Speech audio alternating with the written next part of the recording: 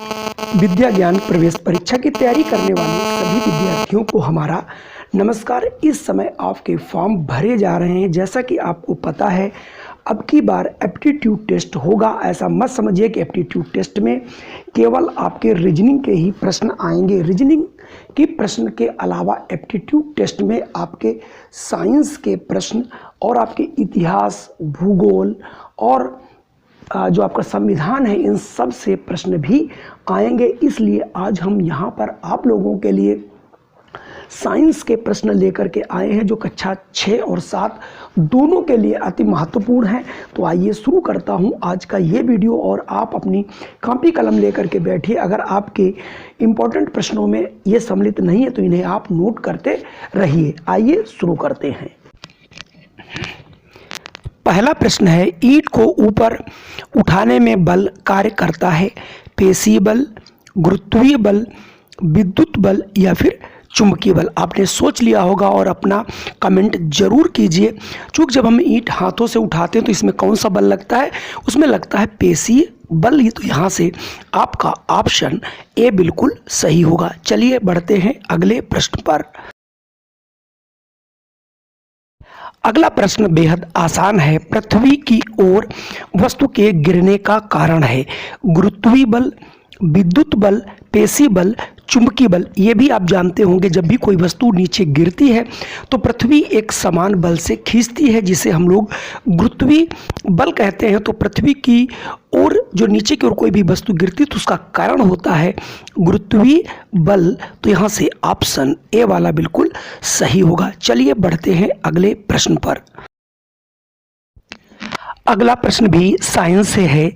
वस्तु की गति की दिशा में बल लगाने पर वस्तु की गति क्या होगी? धीमी हो जाती है, तेज हो जाती है, कि दिशा बदल जाती है, या उपयुक्त में से कोई नहीं?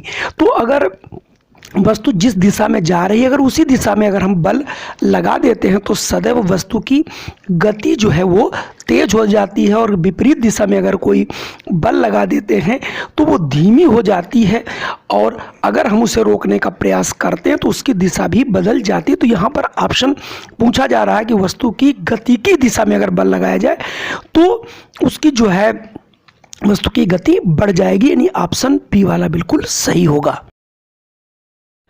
अगला प्रश्न आज की जनरेशन के लिए थोड़ा सा ये मुश्किल सा प्रश्न हो सकता है। अगला प्रश्न पूछा जा रहा है, मिट्टी के तेल का प्रयोग इनमें से किसमें किया जाता है?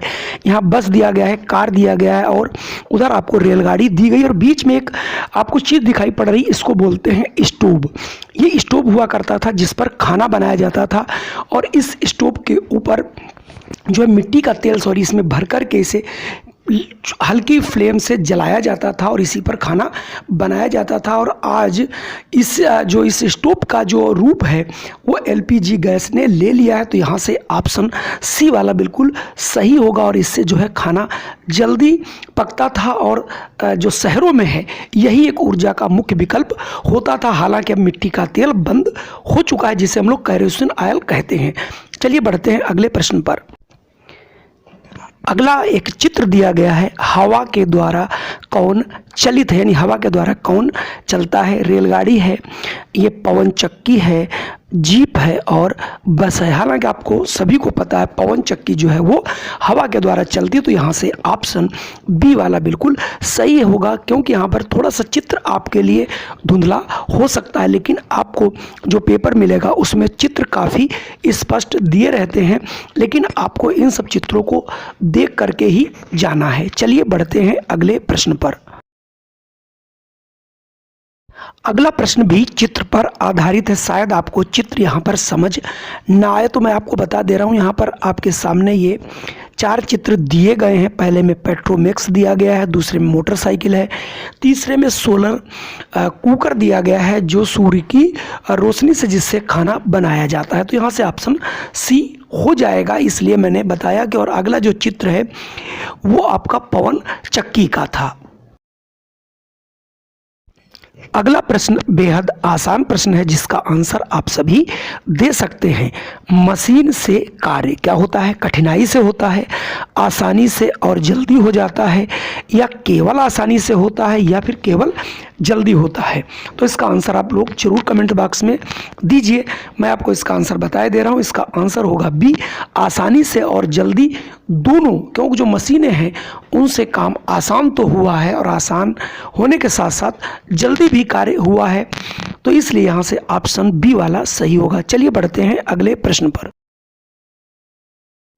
अगला प्रश्न है, ट्रक पर भारी बोझ को झुके तख्त की सहायता से चढ़ाना कठिन है, आसान नहीं है, आसान है, कठिन नहीं है। आपने देखा होगा जब भी लकड़ी का जो गट्ठर होता है, जो बोट होती है मोटी सी, उसे चढ़ाने के लिए, ट्रक पे लादने के लिए तख्तों का प्रयोग किया जाता है। तो तख्ते लगा देने से ये कार्य आसानी से हो जाता है। तो यहाँ से ऑप्शन सी वाला बिल्कुल सही होगा।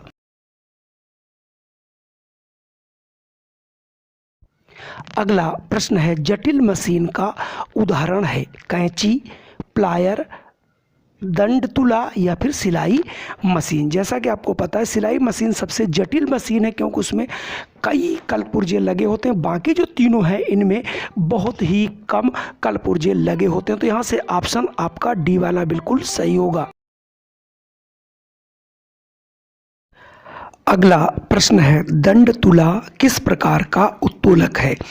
प्रथम प्रकार का उत्तोलक, द्वितीय प्रकार का उत्तोलक, तृतीय प्रकार का उत्तोलक, उपरोक्त में से कोई नहीं। तो आपको बता देते हैं उत्तोलक जो है 3 प्रकार के ही होते हैं, प्रथम प्रकार, द्वितीय प्रकार और तृतीय प्रकार। इन तीनों में अंतर सिर्फ इतना होता है, जो प्रथम प्रकार का उत्तोलक होता है उसमें आलंब, आयास और भार के बीच में होता है, जैसे कैंची है, प्लेयर है, शीशा झूला है, और इसी में जो है आपकी दंडतुला आती है। द्वितीय प्रकार का वो उत्तोलक होता है जिसमें भार, आलंब और आयास के बीच में होता है, जैसे ठेला है, सरौता है। और तृतीय प्रकार का जो उत्तोलक होता है उसमें आयास, आलंब और भार के बीच में होता है, जैसे चिमटा। तो यहाँ से ऑप्शन ए वाला बिल्कुल सही होगा।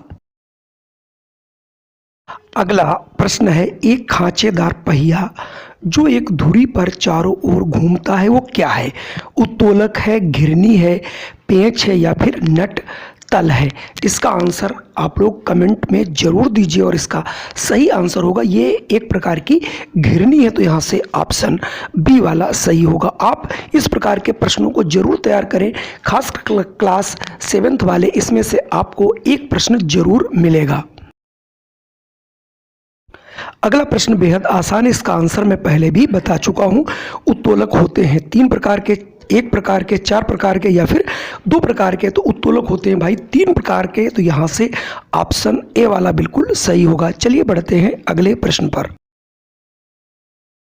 अगला प्रश्न है, लीवर या उसी को हिंदी में कहते हैं उत्तोलक एक मशीन है, कैसी? जटिल, भार, सरल या फिर आयास? सभी को पता है उत्तोलक एक सरल मशीन है। तो यहाँ से ऑप्शन सी वाला बिल्कुल सही होगा। चलिए बढ़ते हैं अगले प्रश्न पर। अगला प्रश्न है, उत्तोलक जिस बिंदु पर टिका रहता है उसे कहते हैं आलंब, आयास, भार या फिर जटिल? तो जिस बिंदु पर जो है उत्तोलक टिका रहता है उसे कहते हैं आलंब, यानी ऑप्शन ए वाला बिल्कुल सही है। अगला एक अच्छा प्रश्न है और इस प्रकार का प्रश्न आना लाजमी है, और चित्र पर कई प्रश्न इसमें जरूर आते हैं। कभी कभी 5 से 6 प्रश्न पूछ लिए जाते हैं, इसलिए यहाँ पर ये प्रश्न बहुत इंपॉर्टेंट हो जाता है। इसमें पूछ रहा जटिल मशीन कौन है? तो जिसमें सबसे अधिक कलपुर्जे लगे होते हैं वही जटिल मशीन होती है। पहला हल है, दूसरा क्रेन है, तीसरा फावड़ा और चौथा आपकी कैंची है। तो यहाँ पर आप देख रहे होंगे क्रेन में सबसे अधिक कलपुर्जे लगे होते हैं, इसलिए जटिल मशीन है। तो यहाँ से ऑप्शन बी वाला बिल्कुल सही होगा। अब अगला प्रश्न हम पूछने जा रहे हैं कि सरल मशीन का उदाहरण क्या है? अगला प्रश्न बताना है सरल मशीन क्या है? साइकिल, ट्रैक्टर, कैंची या फिर सिलाई मशीन? तो हमने बताया था जिसमें सबसे कम कलपुर्जे लगे हों। कैंची में एक जगह देखिए किलकित किया गया, तो यहाँ से ऑप्शन सी वाला सही होगा। कैंची जो है सबसे सरल उत्तोलक का एक उदाहरण है, यानी ये एक सबसे सरल मशीन है। अगला प्रश्न है, बंदूक से निकली गोली कौन सी ऊर्जा होती है? गतिज ऊर्जा, ध्वनि ऊर्जा, प्रकाश ऊर्जा और स्थिति ऊर्जा। तो अगर आप देखें ध्वनि ऊर्जा भी होती है, स्थितिज ऊर्जा तो नहीं होती, लेकिन प्रकाश ऊर्जा भी होती है। लेकिन इस प्रकार की जो ऊर्जा होती है उसे हम लोग गतिज ऊर्जा कहते हैं। तो यहाँ से ऑप्शन ए वाला बिल्कुल सही है। किसी वस्तु में अगर गति के कारण जो ऊर्जा उत्पन्न होती है उसे हम लोग गतिज ऊर्जा कहते हैं। गतिज ऊर्जा की यही परिभाषा है। अगला प्रश्न बेहद आसान है। धनुष से छोड़े गए तीर में होती है घर्षण बल, गुरुत्वीय बल, गतिज ऊर्जा या फिर स्थितिज ऊर्जा। इसमें भी तीर में गति होती है, गति के कारण उत्पन्न होती है गतिज ऊर्जा। तो यहाँ से ऑप्शन सी वाला बिल्कुल सही होगा। चलिए बढ़ते हैं हम अगले प्रश्न की ओर। अगला प्रश्न है, ऊर्जा का मात्रक क्या है? किलोग्राम, जूल, वाट या फिर न्यूटन। तो आपको याद रखना है कि ऊर्जा किस में मापी जाती है। तो ऊर्जा को जूल में मापा जाता है। तो इसलिए ऊर्जा का जो मात्रक होगा वो जूल, यानी ऑप्शन बी वाला सही होगा। क्लास 7th वाले इसे याद रखेंगे, 6 में भी पूछा जा सकता है।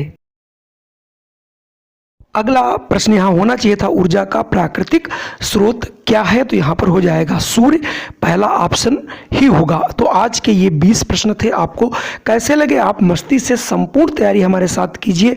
अगर आप हमारे चैनल पे पहली बार आए हैं तो कृपया इसे सब्सक्राइब कर लीजिए और आपको इस तरीके की वीडियो मिलती रहेंगी। चाहे आप विद्या ज्ञान प्रवेश परीक्षा की तैयारी कर रहे हो, चाहे आप राज्य स्तरीय राष्ट्रीय आय एवं योग्यता आधारित छात्रवृत्ति की परीक्षा की तैयारी कर रहे हो, या फिर आप जेएनवी की तैयारी कर रहे हो, आपको सारी चीज़ें इसी चैनल पर मिलने वाली हैं। जय हिंद, वंदे मातरम। फिर मिलता हूं आपको एक नई वीडियो के साथ।